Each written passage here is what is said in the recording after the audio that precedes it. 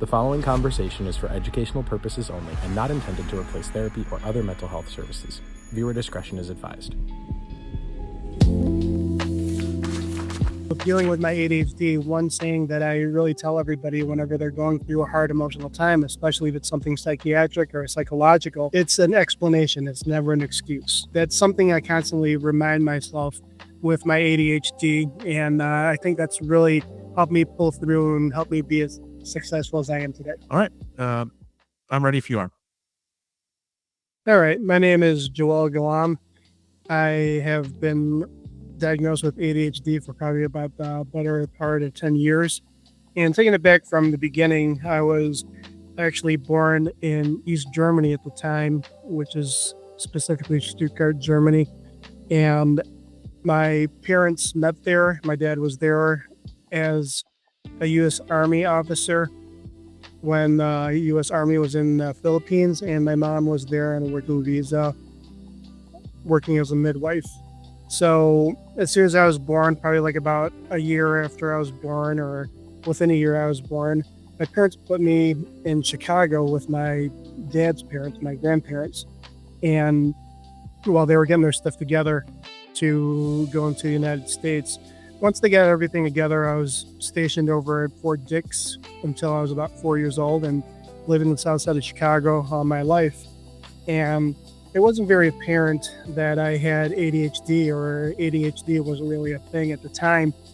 But now that I'm diagnosed and done quite a bit of research on it in the last 10 years, and looking back in my life, I have like a lot of explanations on why I did what I did or what I did that was kind of unconventional or impulsive or, anger issues that I had, frustration issues, or issues that I had trying to finish things and stuff. But for all intents and purposes, I was actually a straight A student through grade school, and was able to do pretty well with it, even though I did have the ADHD. And Joel, when you say that there were certain things that at the time you didn't know, right, that were ADHD, and now having the knowledge that you have about it, when you were a kid, did you notice any differences? Like, was it harder for you to stay focused in school versus your peers? Were teachers ever complaining about your ability to focus? How did it affect you early in life? Constantly. That every teacher that would approach my parents on a parent-teacher conference, it was always the same thing. Your son would be a really, really good student if he did his homework. But even though I wouldn't do my homework, I would still get straight A's through grade school. And I was, as you can imagine, in trouble constantly for talking or doing something that would interrupt the teacher. And at the time, probably like about kindergarten, first grade-ish, we went to like a all Catholic school with the nuns and everything. And unfortunately back then, there's a lot of physical discipline with like yardsticks or like spanking with the nuns. And that was actually acceptable back then. And of course, that's definitely no now. But yeah, I was constantly disruptive, constantly getting into trouble. Even though I was constantly in trouble, I was rarely in detention. So I kind of had a sense of being able to turn it on and off in terms of like, I'm about to get in trouble. Maybe I should stop talking and stuff like that. But I was always like unorganized. I would always have like these organization piles. My mom was, which was to my mom's chagrin because she was an OCD neat freak. But I was never dirty. One of the things that she told me to never do is like eat in my room or anything like that. So I was never dirty, but just very, very unorganized. If you would go into my room or after like I came home from school, it was like a bomb blew up. Like clothes would be like all over the place. And it was very, very unorganized. Still, that's still an issue. Organization is still an issue, but I do have a wife that's very understanding and patient, and what I explained to her is that if there's a system in place, I have no problem adhering to the system. But in order to initiate the system, I can't do that. So Right. And so then that's something that I can relate to. Now, I personally, I've been curious about ADHD in myself, and I haven't gone through the full process, but it's something that I relate to a lot is the disorganization. And if you had a parent, like I had a stepdad that was a neat freak as well. And so for me, what it did, and again, I haven't been diagnosed, but I believe that I might have it just because my sister has been diagnosed. And so one of the things that made it challenging for me, I hated cleaning for a very long time, because it was like a pressure of like my brain doesn't work that way. The way more so that I work is that yes, it's disorganized, but I know where it is in the disorganization. Like if I need to find something, I know where the item is. It might to you coming into my room look like I don't know where anything is. I do know where it is. It's just not in a neat, organized fashion, at least to the outside person. So for you, was that what was your relationship with cleaning because of that? My relationship, I actually had a lot of resentment for cleaning. When I first moved out, like on my own and everything, I was very, very disorganized, and always had it in the back of my mind that yes, I should be more organized. Yes, I should be more clean, but just didn't get around to doing it. That'd always be the procrastination would always kick in. I'll do it tomorrow, or I'll deal with it tomorrow, and then things keep on piling up, piling up, piling up. I mean, prior to moving into where I live now, my apartment was a mess. I mean, my brother could attest to that. My daughter could attest to that.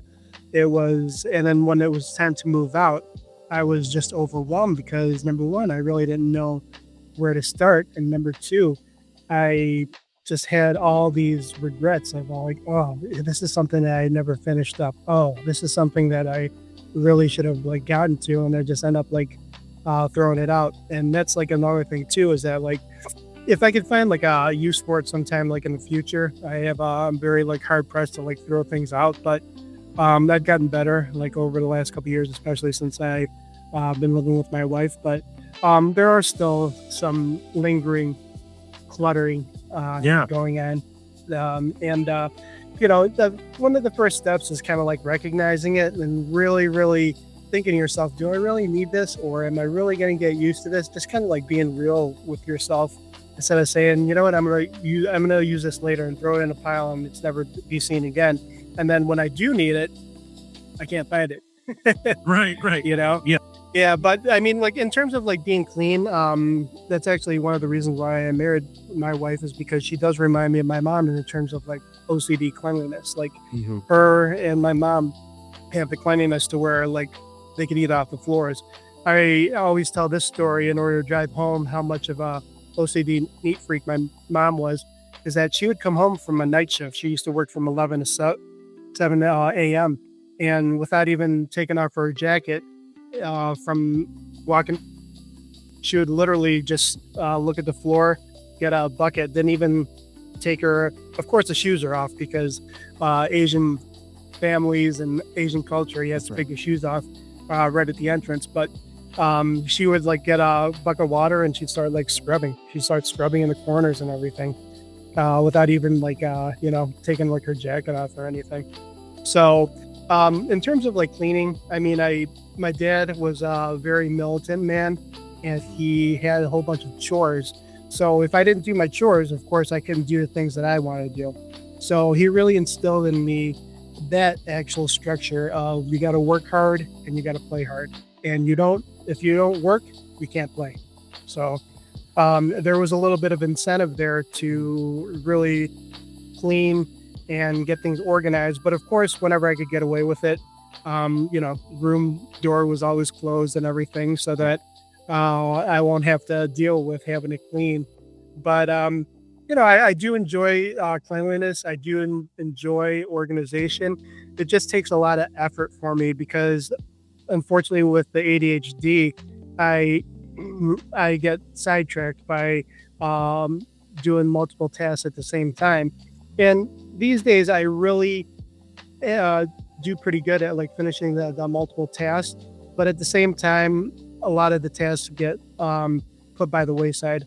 For example, for usually like our usual weekend chores or weekend endeavors during just a prep for the week, I would do laundry and stuff. And unfortunately, yeah, the laundry would be done, but then folding them and putting them away would fall by the wayside. And next thing you know, you got a pile of clean clothes, because I'd been multitasking too much to where I kind of get overwhelmed to where I don't get to the task that I really need to finish, but just end up not finishing it. And unfortunately, sometimes it stays like during the course of the week. And, my wife, of course, is gracious enough to fold the clothes, and put them away as well. But that's something that I really try to improve on, but it seems like a weekly shortcoming for me, especially when it comes to laundry.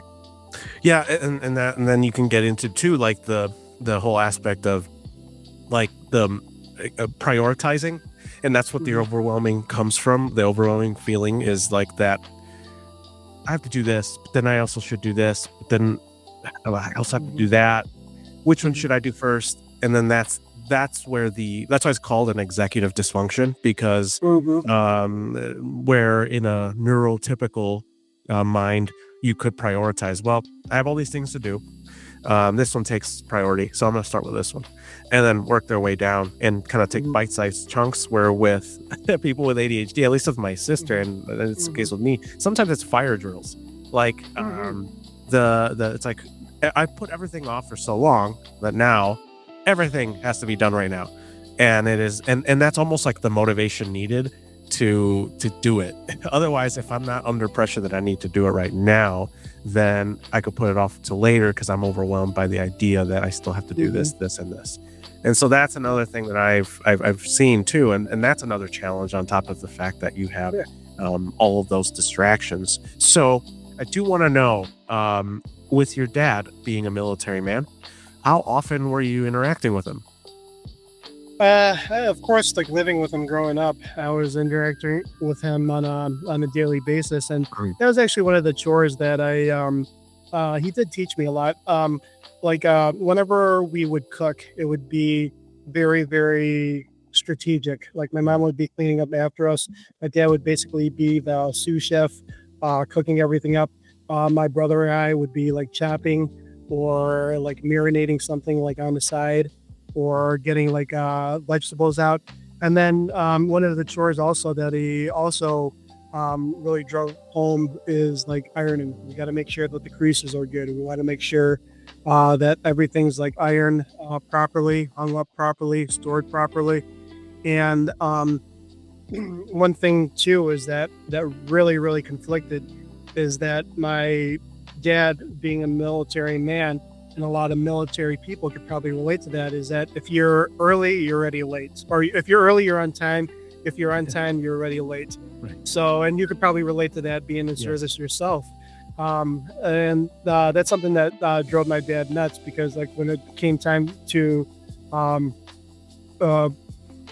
bring me to school and everything, I'd be a whirlwind coming outside, putting on my jacket and throwing books. And then of course, forgetting homework at home, And then I could also tell, I don't know if you knew this, but ADHD is also, there's a huge genetic predisposition for it too, which, you're alluding that your sister is ADHD and stuff. But if you look at some of the mannerisms of your parents, you could also pick up, it's maybe they're just undiagnosed ADHD, because rewind probably about, 50 years ago, ADHD wasn't even a thing. It's just they were nuts, or they're just not organized. Oh, that's right. Yeah. I mean, one of the things that the word that really came to mind when you're saying, that we're putting off tasks to do a little bit later, is just sum it up as procrastination, right?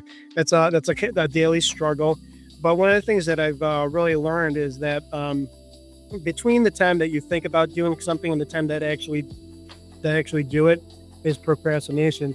So the constant goal for us, being a procrastinator, is to decrease the time between that point A of thinking about, okay, I should be doing this, and point B to, okay, getting it done. Right.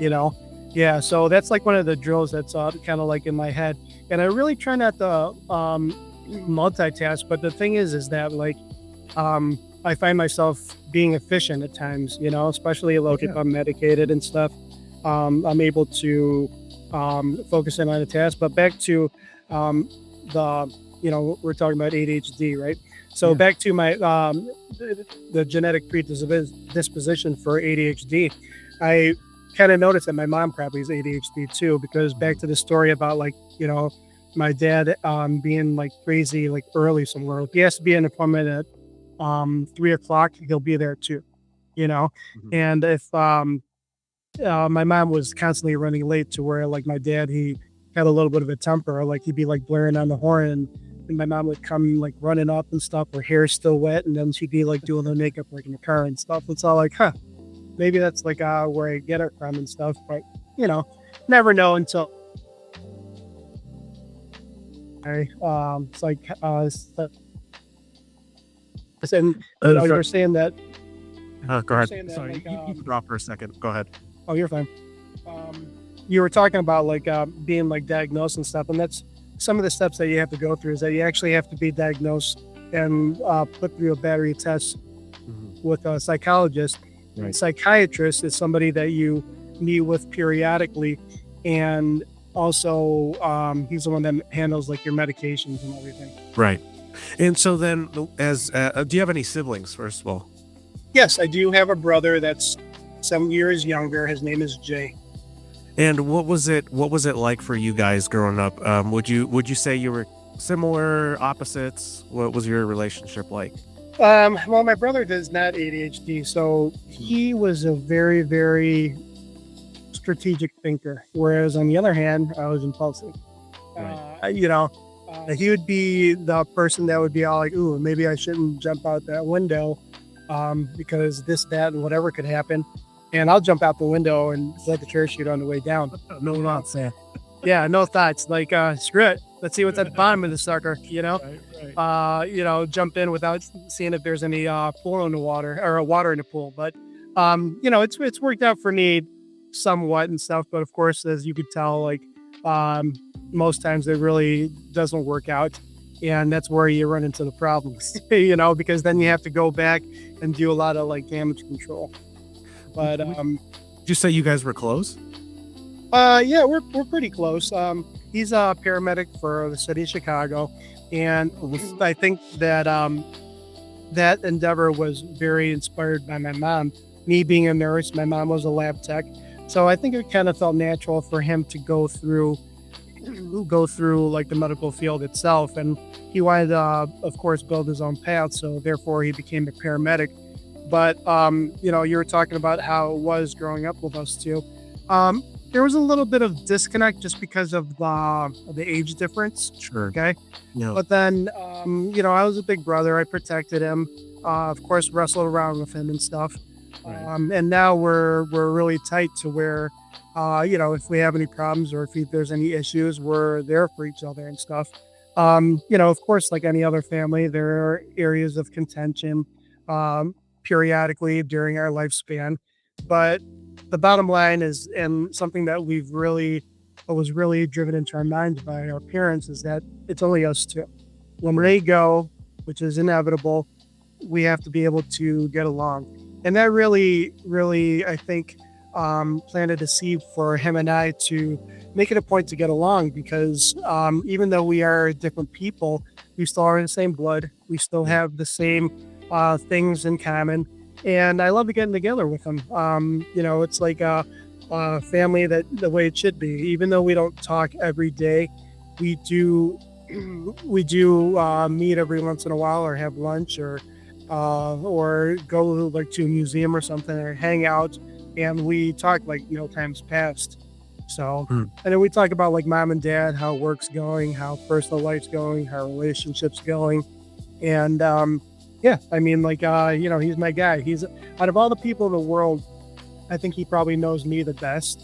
Sure. Because of growing up with me and knowing some of my tendencies, Yeah. and knowing that I am ADHD. And I think it's really driven him to be a little bit more logical. And also, too, whenever I have a problem, I'm able to talk to him and see if I could get a piece of that logic, a piece of that, rational thinking and stuff, instead of the impulsive thinking. And 9 times out of 10, he'd be the voice of reason, to where he'd be all like, okay, well, your thinking is valid, but you got to pump the brakes on this. and this is why. So it's really cool to hear that aspect of it. He's kind of like the guardian angel, like on my shoulder and stuff. Whereas, my ADHD is kind of like that demon, like on my other shoulder, going, you should do this, that, and whatever, The yin and yang. Exactly. Of each other. Yeah. Right. I like right. that. That's great that you guys have that relationship, and a lot of times, your siblings really are the only people that know you, like that know what you went through. That upbringing and everything. Yeah, that can relate to you in the way that you view the world sometimes, because they saw what you saw, and sure, it does affect everybody differently. You could have seen the exact same things and responded to them differently, but you do also relate in that when you say, this bothers me about this situation, they know about it. They can understand. And so that's also a gift. And so I'm glad that you have that you had that then and you have that now. And so with being a military child, right? One of the challenges is moving around. Did you experience moving around a lot?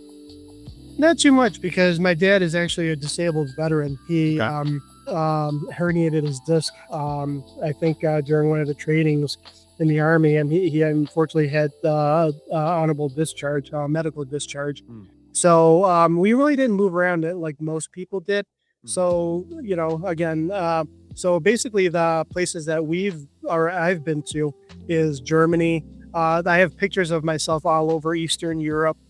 Don't remember a lick of it, but I do have proof. Yeah, I mean, I'm sitting there like in Amsterdam in front of like the windmills over in Holland, and I don't remember a lick of it. But just basically, it was very simple in terms of like being a traveling military family. So it was just basically Germany, New Jersey, and then Chicago.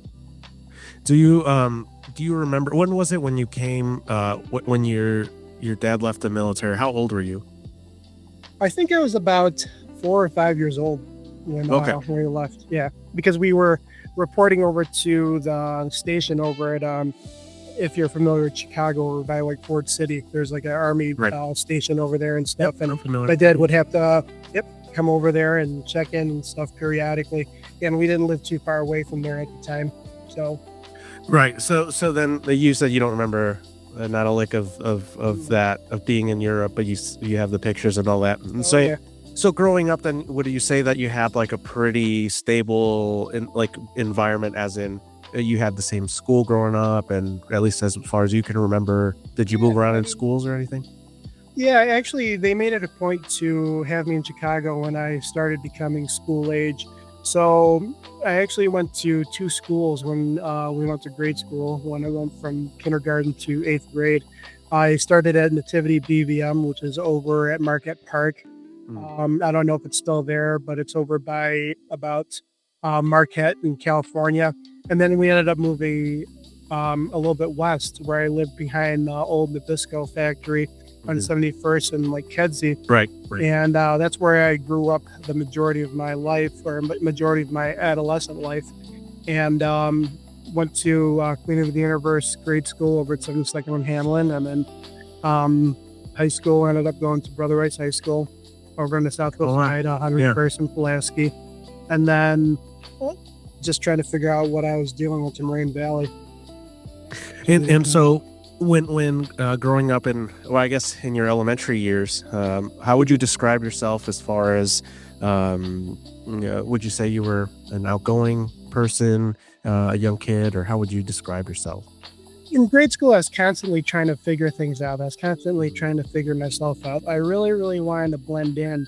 But growing up in a predominantly Caucasian neighborhood, it was really hard to do that, And it really didn't help that my parents really were, kind of like lower middle class. And we had like, cheaper clothes and everything. We weren't really up with fashion. My haircut and my clothes weren't really up to par. So I honestly, I was really outgoing, really tried to blend in, but at the same time, I was kind of bullied a lot because I was kind of like the token. Of course, he had like a couple like Hispanic students, but I was like the only Asian that was there and stuff. So automatically, whenever Caucasian kids would see me, I'd automatically be labeled as like a chink, and just because they didn't know any better. And trying to tell people that like I was Filipino, like I was always like a chink and stuff. But that's where I started like kind of like coming into my own. I tried getting into sports, although I was really like into video games. I really latched on to like a really good group of friends that I'm friends with until today. I've actually some of my friends. This is kind of like I claim to fame, is that I've known some of my friends longer than I've known my brother, and that's very rare these days. But if I ever get into trouble or if I ever have any problems, I could actually give them a call and they could they're there for me. And we've been through thick and thin. We'd get in trouble a lot. I would actually I had a very, very unique situation to where like I was athletic because again, my dad being like a military man, he Yeah. really made it a point for me to be in shape. So not only to keep me in shape, but also to kind of like prepare for like the bunch of bullying that I had to deal with when I was younger and stuff. Right. So I got to like get into like working out, and I finally realized that I did have some athletic attributes that a lot of people didn't have. Right. So coming into high school, I was actually pretty athletic, but then I still was very, very intelligent as well. So I had like all honors classes except for algebra and math going into high school. And then I was also athletic to where I was like in football and intramural basketball. And I was able to blend in with the jocks and the athletic people as well. So a lot of people knew me just by, being able to relate to those two factions or two groups of people. So I was always very like outgoing, always laughing, always had like a smile on my face, but always kind of like struggled with like the ADHD, because sometimes with the ADHD you say a lot of things that kind of people are all like, what the hell? Like for example, Tough. Yeah. exactly. Like somebody would be, I forgot what the situation was or what they were talking about. And just out of nowhere, I'd be all like, did you ever have like a ice cube that sank and stayed at the bottom of your glass? And people would be looking at me like, What are you talking about? yeah, where the hell did that come from? Right. But it's just the way like my mind worked, is that like if a conversation was droning on and on, to me, it was droning on and Yes. on. Even though the conversation just started, I'd probably be thinking off in the left field. I mean, like there was actually a situation where I was, at the end of like football practice, we had to get down on one knee and listen to like the football coach, tell us what we did right, what we did wrong, and how we could get better and everything. And I was probably the only one that was probably staring off at it like a chipmunk that was like digging a hole like in the ground and stuff. So what the coach did is that he actually, because we all had our helmets still on and everything, he actually like, here, let me borrow your helmet, and he like whipped it at me. Of course, again, that was that's not taken too well now, but at the time, it's like just pretty much drives home like, oh yeah, that was probably because of the ADHD, Right. And one thing you mentioned earlier that I wanted to ask you about was the nuns. How old were you when you were at that? Are you talking about high school when you're talking about the Catholic school? No. So when we're talking about nuns, we're talking with disciplining nuns, physically disciplining nuns. We're talking about probably 4 years old, where I was in kindergarten, because I was actually one of the youngest people in my grade, because I was born at the end of the year, and the cutoff kept on getting more and more. So I was actually probably the second or third youngest out of all the kids in my grade. But I'd be dealing with the nuns through probably, what was the last nun that I dealt with? Probably first through third grade is when I dealt with the nuns. I mean, the kindergarten, first grade, I was over at Nativity BVM. There was two nuns that took care of me then, and then I think I had like another one like in third grade. I did have one in third grade, and then I had a former nun that I dealt with in seventh grade. Now, when you look back at it, right, you do recall those things as being hit. I don't think is ever a good memory for anybody. So No. in hindsight, when you look back at those, was there anything that you remember positively of the nuns, or is that how you, when you remember them as that? No, I think the nuns were very, very, it really kind of planted the seed about religion, right? Mm. Since I did go to Catholic schools throughout my whole grade school, high school career, there was a lot of praying involved, and they were very, very devout Catholics.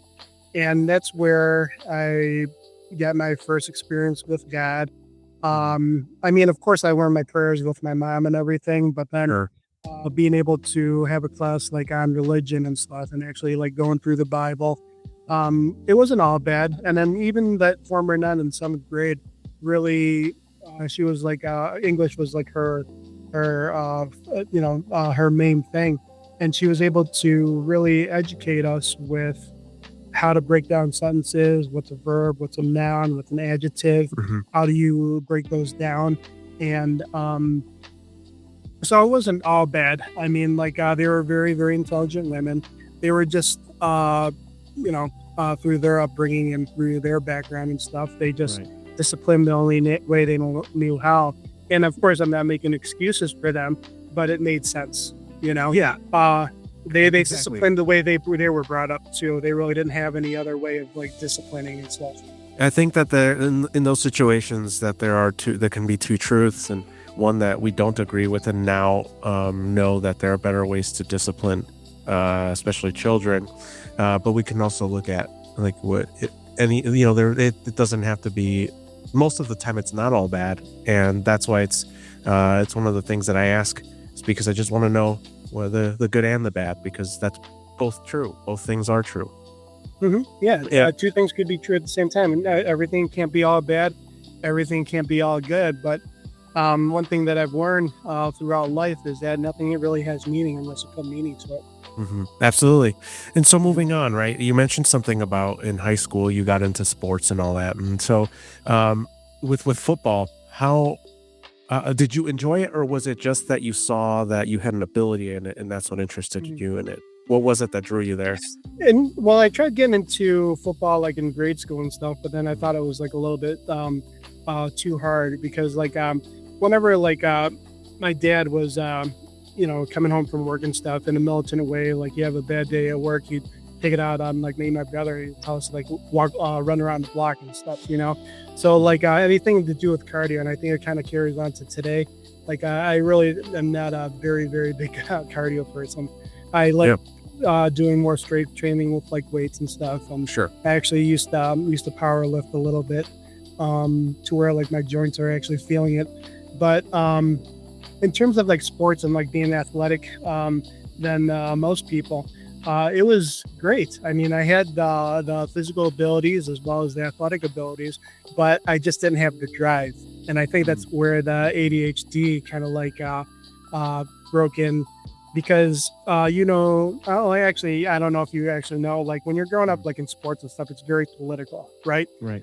Somebody's starting over you even though you have more athletic ability, but their dad was like one of the coaches or something like that. Or again, like I had all the athletic ability in the world.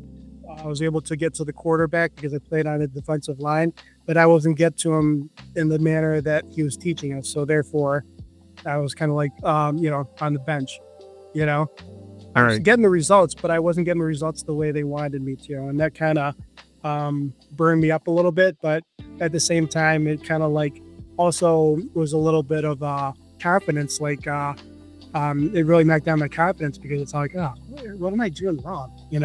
And that's one thing that I actually kind of like one statement actually that kind of is kind of like reminiscent of like my childhood. Whenever like I would get disciplined or punished, whether it be through my parents or through the moms or teachers or even like with friends, sometimes it's what am I doing wrong?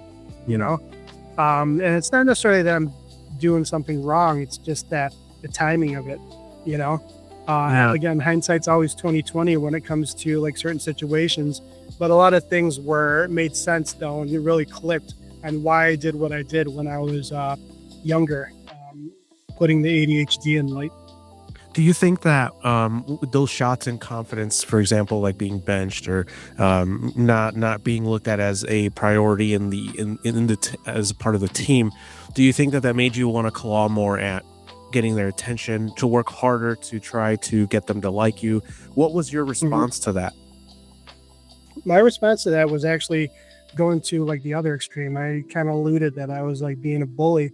Or I was alluded that I was bullying. So then I would start, then I would get it in good with like the cool kids. I would start bullying like other kids and stuff. Right. And again, like I didn't feel like that was, right in hindsight. But at the time, it made sense to me. Yes. Because it's all like, oh, these cool kids are doing it and they're getting away with it, and they're, people are flocking to them. Maybe I should do the same thing. That's where bullying typically comes from. Like for me, when I was younger, I realized, I think I thought about it back then when I was asked, if I was bullied. I was like, I wasn't really bullied, and I thought about it, and the reason I think is because I was the bully. And so where that comes from is just the lack of confidence in self, and then you look around and see other people, like for example, my family is very much like, my siblings are very much bullies. Like we make fun of things. We make fun of things growing up, and we poke fun at people, and that was something that I realized. Oh wait, yeah, that's part of like the culture, family culture of that. You just pick on things, and so then that's one of those things where, oh wait, yeah, that's because people around me were doing it, and probably because I was in some sense getting bullied as a kid, but at home. And so that's one of the things that creates a bully is if you were bullied, or if the people around you are bullying and you want them to accept you. There's that lack of self-confidence in some way, because if you're confident enough in yourself, you don't need to fit in with other people. You like to get along, but also don't require them to like you to be comfortable. And that's something that, go ahead. Yeah, and I think, Josh, I think you said it very well. And I think we could probably sum it up into like a couple things, kind of like insecurity, right? Yes. And when you're insecure, you try over compensating in other ways. Like, for example, like, you take like a short person and stuff, and, they come off as like a really big hard ass. And stereotypically, we say that they have a short person syndrome or something like that, But I could definitely relate to that, to where like I was very, very insecure at the time because of like my ADHD and stuff. And I would definitely overcompensate and kind of like impose my insecurity like on other people just to make myself feel good, or to maybe get some notice or some laughs out of the people that I did want to get the attention of. Because you and I both know that even though it was bad attention, it's better than nothing, right? It's better than no attention, So it's kind of bullying is like a funny like aspect and stuff, because at the time we probably thought it was like socially acceptable. But then in hindsight, we're all like, ooh, man, I shouldn't have said that, or I shouldn't have done that, or damn, I was being bullied when I was younger. I mean, let's just call it for what it is. I mean, we're talking, you're terming it as, poking fun at each other or whatever and stuff.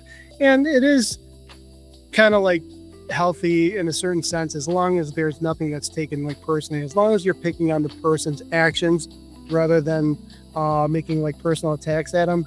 Right. I think that's kind of like where the line with bullying. Mm-hmm. Yeah, exactly.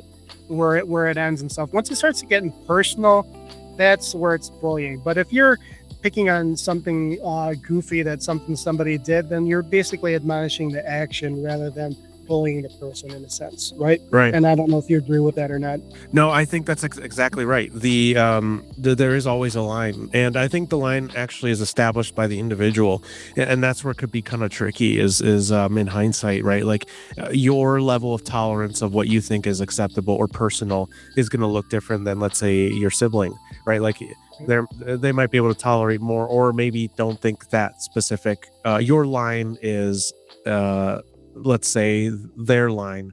And so I do think too that it would very often start out, like you said, within boundaries, within just little things. And where it became bullying was when it was beyond what was comfortable for me. Mm-hmm. And that's something that my family didn't do well, was the reading each individual's lines and being able to communicate that, because the culture is, right, like, oh, it's supposed to be funny and everybody's laughing, and if I don't laugh too, then and, it is not, I'm not part of the group, and that's always the fear, right, of rejection. And that's why people a lot of times, like, when I was younger, right, I had friends that tolerated my bullying because they were afraid of being rejected.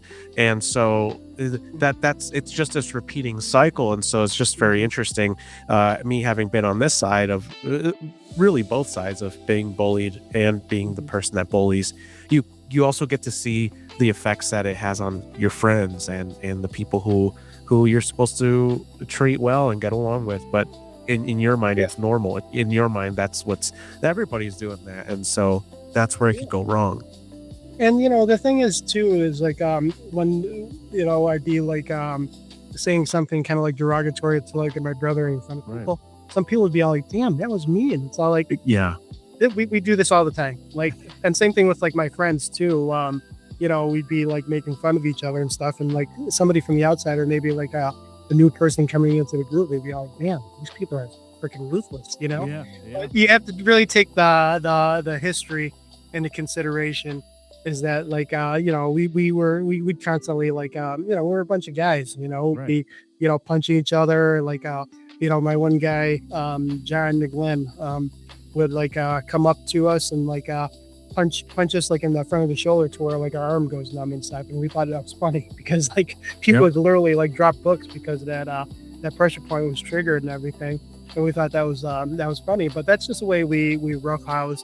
And I believe a lot of it has to do with like not only like the neighborhood, being grown up in the south side of Chicago, but also the people that we grew up with too. I mean, like we grew up with a bunch of athletic, pretty well-known people and stuff, pretty popular people, I should say, and not well-known.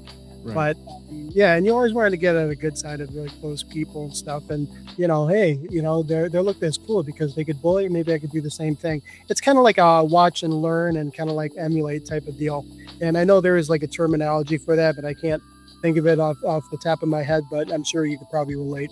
Yeah. So there's also the aspect too. Mind you, about your dad having been military, and at least with the military culture too, it's very much roughhousing like that. And when you hear, I'm sure you've heard people, either veterans or even maybe your dad, the way that they talked with their friends, and you hear one of their conversations. Somebody civilian side ever hears one of those, I mean, they would be on the newspaper, like that. Right. Absolutely. It's just some of the like the humor in the military is very blunt. It's very rough around the edges for most people, but it has to be. And that's one of the things that I talk to people about that maybe don't understand why they're so the humor is so dark, and it has a lot to do with just what they have to contend with. And if you're in situations in which you're preparing for possibly going to war, well, you have to have the mindset that will get you through such dark situations. And so what do? You either laugh or cry. I'm sure you've heard that one before. And and so you don't have the option to cry when you're at war. So the only other thing you can do is laugh. And so that's why the humor, the culture in the military that has been passed down is the dark humor, the aggressiveness, the things that you shouldn't say out and about. They're going to say to get a laugh out of it because that's what gets them through difficult situations. Yeah, and that definitely carried into like my nursing career too. A lot of medical people. Oh, fair. Because there was a lot of like blood, guts, and unfortunately, people are sick and people are dying. It definitely takes a special kind of like sense of humor that is not conventional in our real world sense and stuff. And I think really growing upon your point of like military and stuff is that you really do have to kind of like laugh things off, because if you are put in a stressful situation to where like you said, like a war like situation and stuff, emotions can't get in the way, oh, don't shoot at me and stuff. Why are you trying to hurt you? There's no reasoning, It's either you're either going to get shot at or you're going to shoot back, Exactly. So it's literally a fight or flight response to like that situation and stuff, to where emotions do have to be suppressed and emotions do have to be covered up. And that is actually one of the things that I really had to do growing up, being bullied, growing up in a military family is that I really did have to suppress a lot of emotions. And of course, stereotypically, that is a male thing to do, but I think it was exacerbated by also, growing up in a military family, growing up in the south side of Chicago and stuff, to where I really suppressed a lot of memories, a lot of feelings until I had to deal with it during my whole ADHD diagnosis about 10 years ago.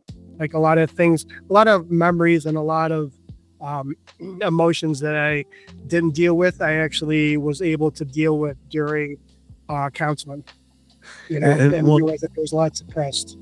And I think honestly, this is actually a really good stopping point for part one, because I think the next chapter or the next episode, we're going to focus more so on your career going into nursing. And so I think for people who are watching, you're going to have to tune in for this next one, because with nurses, I'm sure there's a lot of stories there, and I'd love to hear your perspective on it. And so before we sign off, is there anything about your childhood that we didn't hit that we'd like to hit on real quick before the end of our time here? I think we'll probably hit on more aspects as we go along. This was just kind of a little prequel overview and stuff. We could go definitely more into more detail on how certain childhood experiences really shaped how I am and how I dealt with my ADHD, and how I dealt with anger issues, and which really didn't play well into the impulsiveness of the ADHD. Sure. But one thing that I really want to close with is that with dealing with my ADHD, one saying that I really tell everybody whenever they're going through a hard emotional time, especially if it's something psychiatric or psychological, it's an explanation. It's never an excuse. That's something I constantly remind myself with my ADHD, and I think that's really helped me pull through and help me be as successful as I am today. Well, Joel, thank you for joining us for this part one of the multi-series episodes. We're very excited to see how this pans out, and to hear more of your story, as many people that see this, I'm sure, that have ADHD will relate to what you're saying and your experiences. So every person that shares it is just more help for those that experienced it. So thank you again, and I'm looking forward to part two with you. Sounds great, Josh. Thank you. No problem.